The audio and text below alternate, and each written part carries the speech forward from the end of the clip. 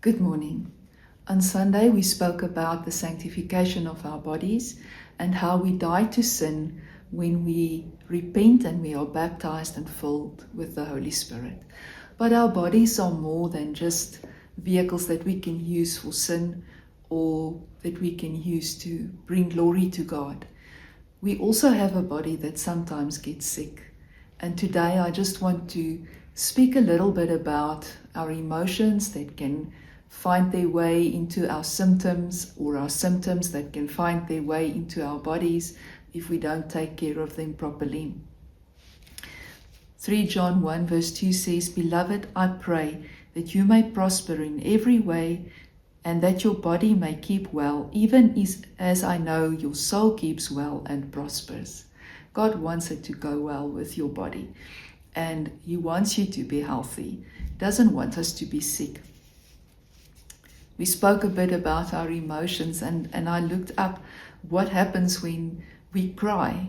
And a good cry can release chemicals in our bodies that can help us to regulate our emotions, and they can relieve pain and reduce stress, and also triggers a release of oxytocin and endorphins, which is mood boosting, has a calming effect on us, and contributes to a sense of well-being. It also relieves our emotional pain.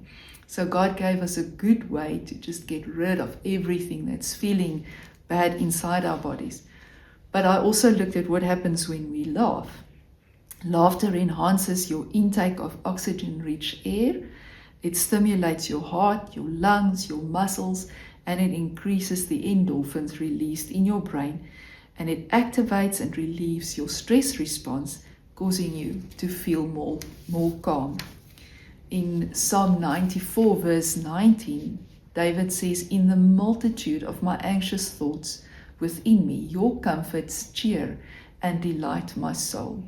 So there's this space where sometimes we feel a multitude of anxious things, but there's comfort in the Lord, and it brings joy to us. And today I just want to ask you to come before the Lord with your emotions or your body where you may have symptoms and not feeling well.